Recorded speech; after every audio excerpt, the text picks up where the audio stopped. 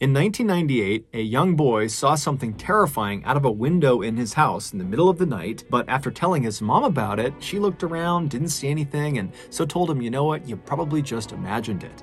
However, years later, that boy and his mother would learn he had not just imagined it. It was very real. But before we get into today's stories, if you're a fan of the strange, dark, and mysterious delivered in story format, then you come to the right place because that's all we do, and we upload once or twice every week. So if that's of interest to you, please spend a nice long day at the beach, and then afterwards make a special trip to the Like Button's house so you can shake out your towels directly into one of their open windows. Also, please subscribe to our channel and turn on all notifications so you don't miss any of our weekly uploads. All right, let's get into today's stories.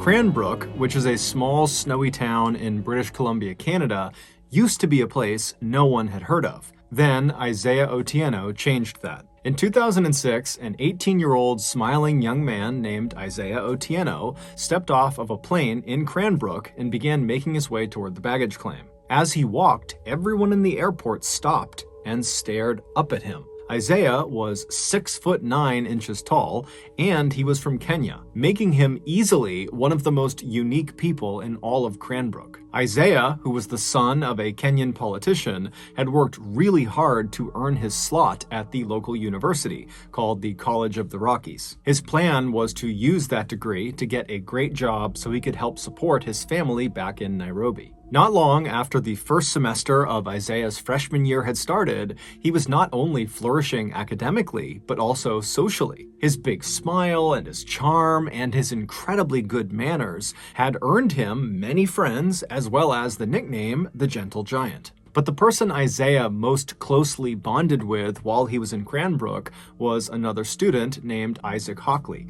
Isaac, in addition to being a student at the College of the Rockies, was also a passionate photographer and actually worked part-time for the local newspaper as a freelance photographer. Isaac and Isaiah had briefly met in late 2006 at their campus's billiard halls when they were both playing pool, but that interaction had not made them friends. What had cemented their friendship and made them very, very close was one night in early 2007, Isaiah had gotten a job as a bouncer at a local bar because he's 6'9", and so he was the bouncer, and Isaac had come to that bar, not to see Isaiah, just to go to the bar, and so Isaiah's at the front, he's checking people in, and then he hears this commotion in the bar behind him, and he turns and he sees Isaac is getting attacked by this huge guy that's way stronger than him, who looked like he was the aggressor in the fight. And so without any hesitation, Isaiah turns and just starts galloping into the bar. He's leaping over chairs, he's leaping over tables, and he jumps into the fray, and he fought off Isaac's attacker. And so after the dust settled, Isaac was so thankful for Isaiah, even though Isaiah kind of downplayed it and acted like it was no big deal. But either way, the experience totally bonded these two very different people, and after that, they became totally inseparable. Over the next couple of semesters, the pair would often go off on long rides outside of Cranbrook into the mountains and the forests, and they would just chat. Isaiah would talk about what it was like to live in Kenya and how he was really here to try to be successful like his father, and Isaac would talk to Isaiah about his passion for photography and what it was like growing up in Canada around Cranbrook. On one very memorable drive, the pair were driving at night along this kind of winding road that went through a forest when all of a sudden a moose leapt onto the road and blocked their way, and so Isaac at the last second had to swerve to avoid the moose. But ultimately, they did not get into an accident, and it was just a close call. So Isaac was totally fine. He had kind of recovered within seconds of getting past the moose, but Isaiah, who was in the passenger seat, was totally shaken up by it. And when Isaac started talking to Isaiah about why he was so shaken up, because after all, they are fine, they did not get into an accident, Isaiah would admit that he wasn't shaken up because they almost got into an accident. He was shaken up because he saw a moose. He didn't know moose existed, and so seeing this enormous creature suddenly in the middle of the road right in front of them just had totally spooked him. And so after this, Isaac loved to bring this story up as a way of kind of making fun of Isaiah for his fear of moose, but it was totally in a loving way, and Isaiah would always laugh right along with him. But despite how well everything was going in both Isaiah and Isaac's lives to that point, everything would come crashing down in 2008. On May 13th, 2008, so 2 years after Isaiah showed up in Canada, Isaac got a phone call from his employer, the local newspaper, who told him he needed to head into town to take some pictures of a crash that had just happened. A helicopter had been flying over Cranbrook conducting a power line survey when they had lost power and crashed. And all 3 people, the pilot and the 2 people in back who were actually doing the survey, they all died on impact. Isaac, like everybody else who heard about this, was totally shocked. 1, because it was totally tragic and horrible, but 2, because nothing ever happened in Cranbrook. So to have something so big like this happen right downtown was just unheard of. And so Isaac hopped in his car and he began making his way towards the crash site. And it didn't take long before he saw this massive ring of people right at the intersection between 10th and 14th Street. They were all on the sidewalk and up on buildings, and everyone's just looking in towards this massive mound of jagged metal that was on fire, and all this black smoke was coming off of it, and there's ambulances nearby and police, and the fire department was there, and they're trying to put out the flames, but they can't do it. And so Isaac parks his car and he rushes over to this ring of people, and he works his way towards the front. He pulls out his camera and he began taking pictures, first of the wreckage and the fire, and then also of the police as they put tarps over the bodies. Little did Isaac know, these pictures he was taking were about to take on a whole new significance for him. Earlier that day, just before 1 p.m., Isaiah wrapped up his final class of the day, and after he was done, he remembered he had some letters in his backpack that he had been meaning to mail to his family back in Kenya. And so he decided on his way home, he would make a detour to the post office and he would mail those letters. And so he left the building where this final class was and he stepped out into the bright sunshine of that May day. He put his headphones on and then he began to walk. At about 1:05 p.m., he arrived at the post office and he went inside just long enough to put his letters in the mail slot, and then he headed back outside. 1 minute later, at 1:06 p.m., as he was crossing 10th Street, the helicopter above lost power and crashed directly on top of Isaiah. Within seconds, he and the 3 people on board the helicopter would all be dead. It's believed because Isaiah was listening to music on his headphones, he didn't even hear the helicopter as it was crashing down. He was just walking, and then he was dead. It was a total freak accident. It wasn't until later that day that Isaac would realize the pictures he had taken of this scene included pictures of his friend. Before we get into our next story, I want to tell you about today's sponsor, HelloFresh. Back when I was 18 years old, I discovered my favorite food. I would dump an entire sleeve of Oreo cookies into a bowl and slap a quarter gallon of milk on top of them. Back then, this nutrient-dense power breakfast gave me enough energy to get through another grueling day of playing video games while remaining unemployed in my mother's basement. But today, being a mid-30s guy, my body just doesn't respond the way it used to Oreo sleeve cereal. So in recent years, I've had to work really hard to reduce my Oreo sleeve cereal intake to where it only makes up a paltry 75% of my total diet. And what I do with that massive 25% of my diet is I fill it with tasty and healthy foods like you can get through HelloFresh. HelloFresh sends you amazing food right to your doorstep. However, the catch is the meals aren't made yet. You need to make the meals. But the recipes are so easy to follow and they perfectly pre-portion everything out when you get it, so it really is super easy. HelloFresh also has a huge menu, including vegetarian, pescatarian, fit and wholesome, so whatever your goals are, HelloFresh makes it easy to stick to them. They also have a really good spring menu that just came out that's getting rave reviews. So if you want to be like me and stop sucking down so much Oreo sleeve cereal, then you gotta sign up for HelloFresh today. To do that, go to HelloFresh.com and use code MrBallen16 to get up to 16 free meals and 3 surprise gifts. Okay, back to the stories.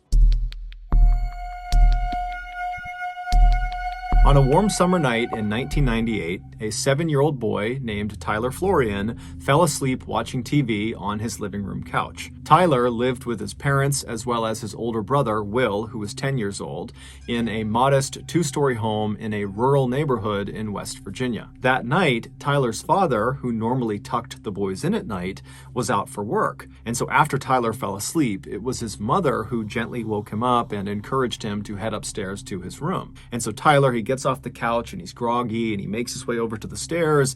He climbs up the stairs and he turns right and heads down the hallway to his room. He goes into his bedroom, he climbs into his bed, and then he falls asleep. In order to understand what happens next, you need to have a good understanding of the layout of the second floor hallway. That hallway stretched from the front of the house all the way to the back of the house. And at either end of this hallway were doors that led outside of the house, and these doors had big windows on them. The front of the house, that door, if you walked out it, you'd be walking out onto a balcony that overlooked the front yard of the property. But if you walked out the back door of this second floor hallway, you would not be walking onto a balcony. You would not even be on the second floor. You'd be basically stepping into the backyard of the house. And the reason for this is because the house was built into a hill. And so the back half of the house is literally underground. It's in the hill. And so there is no door on the lower half of the house because there's just earth behind the door. And so it's that second floor doorway at the end of the hall that serves as kind of like the exit to the backyard of the house. So with that in mind, Tyler, he gets upstairs, he goes to his bedroom, which is towards the front half of this hallway, and he falls asleep. And then only about an hour after falling asleep, he wakes up to the sound of someone using the bathroom. Tyler's bedroom was positioned right across the hall from the bathroom, and his door was open. And so Tyler's laying on his bed, he opens his eyes, and he's looking through his open door at the bathroom. And the bathroom, the door is shut, but he can see there's light coming out from underneath the bottom of the door, so he knows someone's in there. And so Tyler's just laying there watching whoever is in there. He's assuming it's his brother, who has a habit of going to the bathroom in the middle of the night. And so he's just kind of watching, and then at some point he hears the flick of the light as it's turned off, and he sees the light disappear from inside of the bathroom. The door swings open, and sure enough, it's his brother who steps back into the hallway. His brother looks into Tyler's room, but doesn't attempt to interact with Tyler. Instead, Will just turns and walks back down the hallway towards his bedroom. And so as Tyler is listening to the sound of his brother's footsteps fade down the hallway, he closes his eyes again and prepares to go back to sleep. But as he's laying there with his eyes closed, he can tell that his brother has stopped short of his bedroom and has turned around and is now walking back up the hallway towards the bathroom and towards Tyler's room. And so Tyler opens his eyes again because he knows his brother is about to be right in front of his bedroom, and he's thinking, okay, maybe he forgot something in the bathroom. And so Tyler decides to just watch to see what his brother does.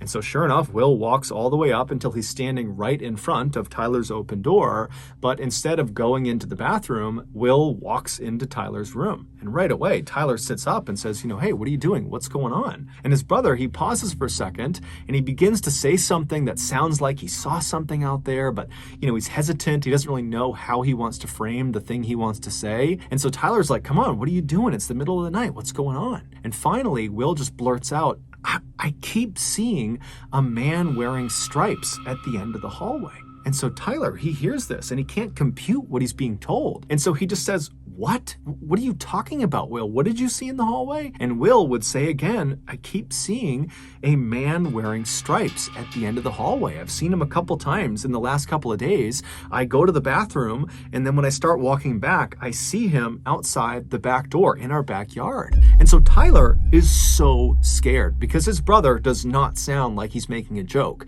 His brother sounds like he's telling the truth. And just the fact that his brother can't quite find the words to describe what he saw made it seem even more real. And so Tyler, he gets out of bed and he says, Will, we gotta go tell Mom. But that required going into the hallway and going down the hall towards where apparently this man in stripes was to get to their mother's bedroom. And so Will, who initially was not that scared of this man in stripes he had seen, was now starting to get pretty panicked in seeing Tyler's reaction to this. And so Will tells Tyler, stay right there, stay in the room. And so Will, he kind of peeks back into the hallway and he looks all the way down, and there is no man in stripes anymore. There's no one in the hall. And so he tells Tyler Tyler, the coast is clear, and the two of them run down the hallway all the way right in front of that door that leads into the back of the property where the man in stripes was, and they turn left and they go into their parents' bedroom where just their mother was because their father was out of town. And so they charge in there, they wake their mom up, and they're talking over each other, trying to communicate to their mom that there was a ghost, that there was an intruder, that there was something bad happening around their house. And so finally their mom just tells them to be quiet, and she says, okay, boys, sit on the bed. I'm gonna go have a look around the house. And so the two boys do as they're told. They sit on the bed, and their mom leaves the bedroom. She goes into the hallway, and she looks immediately to her left where the man in stripes supposedly was, and she doesn't see anything. She just looks out into their backyard. There's nothing there. She looks down the other direction, out the front of the house, doesn't see anything. She walks all around the house. She goes outside. She looks everywhere, but she doesn't see anyone or anything. And so eventually she comes back inside the house. She goes up to the second floor. She goes back to her bedroom, and she tells her boys, look, you probably just spooked yourselves. There is no man in stripes. You're totally safe. You're totally fine. Just go back to bed. You probably just imagined whatever you saw. And so Will, who was the one who saw the man in stripes, was very quick to accept his mother's answer. It actually seemed like it was a relief to have somebody tell him that what you had seen wasn't real. And so he very happily went back to his bed and he fell asleep. But Tyler, who had not seen the man in stripes, but had a very intense reaction to hearing his brother describe it, could not accept his mother's answer. It just totally freaked him out because his brother was always joking around about stuff, but this did not feel like a joke. This felt very, very real. But over the course of the next couple of days, weeks, months, years, Will never claimed to see the man in stripes again, and so pretty quickly, Tyler forgot about it. Fast forward 11 years to 2009, so Tyler is now 18 years old, and he and his mom were out in the car running some errands. And as they're driving around, they were just chatting about all sorts of different things, and at some point they began talking about one of their beloved family pets, a dog named Max that they had when Tyler was really young. And so as they're kind of swapping stories about all the goofy things that this dog did, Tyler's mom suddenly says, hey, Tyler, do you remember the time that I opened the front door to let the cops into the house, and Max came bounding into the house, and he went right into the kitchen and he ripped open all the food? And Tyler's looking at his mom like, wait, when did the cops come to our house? When did you open the door to let the cops come into our house? And as soon as Tyler said this to his mom looked at him as if she had just given away something she hadn't meant to, and then she kind of relaxed and said, you know what? I never got around to telling you. Now that I'm thinking about it, you and your brother were asleep, and you didn't even know this happened. And then afterward, me and your father decided not to tell you guys because we didn't want to scare you. Back when you were about 7 years old and Will was about 10 years old, your dad was away at work, and we were all asleep one night when suddenly I wake up to the sound of someone or something moving around outside of our house. And so I sit up in bed and I go into the hallway and I look left and I look out that door into our backyard, and I see standing up against the glass this man with his hands pressed to the window looking into the house. And so Tyler's mom would tell him how she totally freaked out and she flipped on the lights and it scared this guy who ran off, and then she called the police, and then the police showed up, and that's when their dog Max came bounding inside and shredded the bag of food. And the police, they searched the property, but apparently they never found this guy. Tyler's mom would go on to tell him that the police warned her that her description of this man that was standing at their back door matched the description of a man who was wanted for murder who was on the loose in the area. Tyler was dumbfounded. He didn't remember this because obviously he had been asleep, because this is something he would have remembered. And so he had so many questions about this whole situation. But the first question he asked his mom was, well, what did he look like? And his mom said, well, he was tall, he had dark hair, he had blue jeans on, and oh, you know what? He had a striped shirt on. It would turn out for a couple of days in the summer of 1998, this suspected murderer who was on the run from police had apparently been hiding out on Tyler's family's property, and in the middle of the night, for whatever reason, this suspected murderer would walk over to the back door of the second floor hallway, and he would put his face up to the glass and he would stare into their home. This was the man in stripes that Will claimed to have seen. He was real. Tyler, after making this connection, would follow up with his family members and he would do some digging of his own, but he was never able to figure out who the man in stripes was or what happened to him.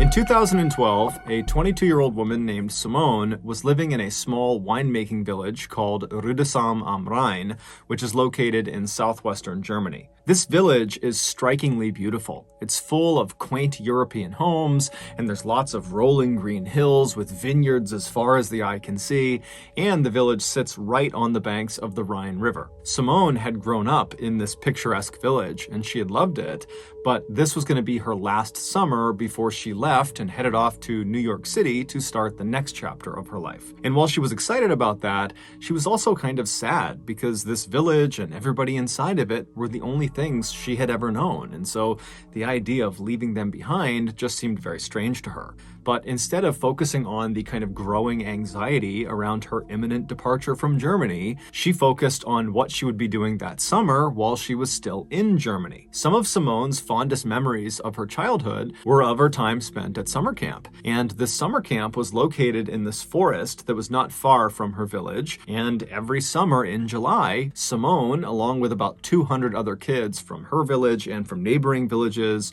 would converge on the campgrounds in the forest for 2 weeks of playing games and going on scavenger hunts and putting on stage plays and just generally having a really good time. But when Simone became a teenager and was too old to be a camp attendee, she decided she would volunteer and be a camp counselor. And she found it was awesome. She immediately connected with the other camp counselors, and she felt all grown up, having a real job, and she loved goofing around with all of the kids. And so every summer since that first time volunteering, Simone had gone back and volunteered again.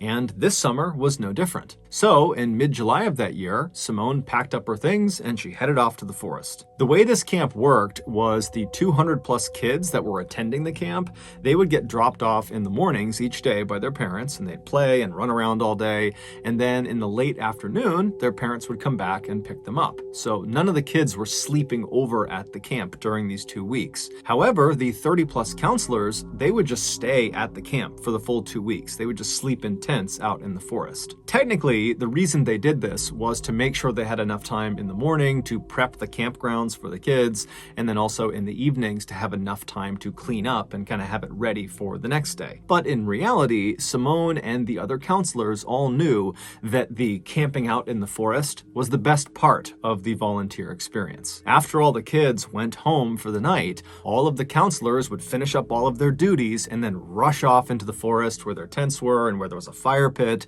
and they would have some beers and wine because the legal drinking age in Germany is actually 16. So all these counselors are having a couple of drinks, and then before long they'd be laughing and telling stories and just generally having a great time. So that July in 2012, Simone and the other counselors arrived at the campgrounds a day early, and they caught up with each other and they prepared the campground. And then the next morning, all the kids showed up and everything went off without a hitch. And then that afternoon, after all the kids had been picked up by their parents, Simone and the other counselors rushed to finish up all their duties and then headed off into the woods to enjoy their first night hanging out together. After a couple of beers had been passed around the campfire, everybody was in good spirits and laughing and telling stories. But pretty quickly, people started to fade and get tired because, it was their first day back at camp and it had been a long, tiring day. And so people very gradually began retiring to their tents to go to bed. And eventually Simone, too, had crawled into her tent and gotten onto her cot to try to sleep herself. But she found that night it was so hot she couldn't be in her tent. It was stifling inside of there. And so she decides she's just going to sleep out in the open where it's a little bit cooler. And so she picks up her fold-up cot and she brings it out into the open, and she sees there are several other counselors who have done the same thing. And so she puts her cot down next to one of her good friends who's already asleep in her cot. And then Simone climbs into her cot, she gets under her covers, and she tries to fall asleep. But for the next hour, Simone just tosses and turns, she can't get comfortable, and by that time, everybody else has completely passed out. So it's just her, she's counting down the time until she has to get up again to start the next day, and so she's getting stressed about that. But eventually, she would fall asleep. However, she would immediately be thrust into one of the most visceral and intense nightmares she had ever had in her entire life. In her dream, she opens her eyes and she looks out in front of her, and it's this desert city, and there are hundreds of people all in front of her, just standing there looking up at her. And then she notices on her left and on her right are these two men, these big, huge men that are both working on something behind her. She doesn't really know what it is, but they're obviously busy doing something. And she kind of glances up at one of them and she notices he's holding something that looks like a wreath, like a holiday wreath you would hang on your door. And so Simone looks away from the guy with the wreath and just looks back out at this huge sea of people, which is totally bizarre because no one's moving, no one's making any sound, they're just staring at her. And then she feels this shooting pain in the top of her head. The man who was standing on her right was not holding a holiday wreath. He was holding a crown of thorns, and now he, along with the guy on the other side of her, were working together to press this crown of thorns into her head. And so Simone is feeling the thorns being pressed deeper and deeper into her scalp, and she tries to fight them off, but she realizes she can't move. She can't even turn her head to look at them. She can only see them out of her periphery vision. And then she tries to scream out for help to someone in the crowd to come help her, but when she opens her mouth, no sound comes out. And so as she's sitting there, all she can do is stare straight out ahead of her as the pressure of these thorns are driven deeper and deeper into her skin. And then at some point, blood begins dripping down in front of her eyes. And around that point, the pain became so blinding, so awful that it woke her up. And as soon as she woke up, she shot up and she reached for her head to make sure there was no crown of thorns on her. And as she's doing that, she's thinking, okay, phew, it was just a dream. That was just a horrible dream. I'm in this forest. I'm good. I'm safe. And as she's kind of patting on her head, she's realizing her head is wet. And as she's touching her head, she's realizing it hurts. There's a stinging pain in her head. And then she realizes it's not just a stinging pain, it's a throbbing, intense pain all over her head. And so as she's kind of having this realization that her dream is now kind of segued into her real life, she looks out ahead of her and she sees off in the distance in the tree line, something is running through the woods. She can't tell who or what it is, but she makes a mental note that there is someone running away from them. But this pain in her head has gotten so intense that she can't focus on anything else. She can only focus on the pain. And as she's thinking about how much her head hurts, she screams in pain. And the girl who was laying next to her that had been asleep, she wakes up to the sound of the scream, but it's totally pitch black. She has no idea what's going on with Simone. And so this girl, she sits up and she's trying to get Simone to tell her what's going on, but Simone has no idea. She's totally frantic. She can't really make sense of what's happening. And so this friend, she reaches down and she picks up a flashlight, she turns it on, and she aims the light at Simone, illuminating her head. And when this friend sees Simone's head, she starts to scream. Seconds later, the rest of the counselors that had been sleeping out were awake, and they were rushing Simone, who was now shaking and vomiting, over to one of the staff vans. And then 15 minutes later, they had driven her to the emergency room. It would turn out, after Simone had finally fallen asleep and she began having that really intense dream about a crown of thorns being dug into her scalp, well, in reality, something was digging into her scalp and it was kind of manifesting itself in her dream. And what was digging into her scalp was the jaws of a fox. This fox had snuck into the campsite and walked right up behind Simone and just started eating her head. And amazingly, it did not wake Simone up right away. And so this fox got 20 or so serious bites out of Simone's head before she shot up and scared it away. And so almost certainly what Simone saw running away from her in that quick moment was the fox. Doctors were able to save Simone and stitch her head back together, and they were even able to hide all of the scars in her hairline so you can't even see them. But despite her being physically okay today, psychologically, this was a very traumatizing event. Not only does she refuse now to go into any forest, whether it's day or night, but she also periodically still gets phantom pains in her scalp that feels like the fox is biting her head all over again. So that's going to do it, guys. If you got something out of today's episode and you haven't done this already, please spend a nice long day at the beach and then afterwards make a special trip to the Like Button's house so you can shake your towel off directly into one of their open windows. Also, please subscribe to our channel and turn on all notifications so you don't miss any of our weekly 1 or 2 video uploads. We now have a podcast just called MrBallen Podcast where we upload never before heard stories on Monday morning. Again, it's just called MrBallen Podcast and it's available on Spotify, Apple Podcasts, Amazon, Google, anywhere you find podcasts, you can find it. We have 2 additional YouTube channels. One is called MrBallen Shorts, where we post random short videos and lost episodes, and the other is called MrBallen en Español, and it is a Spanish language channel. We also have a Facebook page just called MrBallen that puts out near daily content. We also have a Snapchat channel just called MrBallen that puts out content on Sundays. We have some really cool merchandise. If you want to have a look, go to shopmrballen.com. If you have a story suggestion, please submit it to our subreddit just called MrBallen. It's linked in the description below. So whether I see you on Instagram, Twitter, TikTok, Reddit, YouTube, Facebook, other YouTube channels, the podcast, wherever, just know that I really appreciate your support. And until next time, that's going to do it. See ya.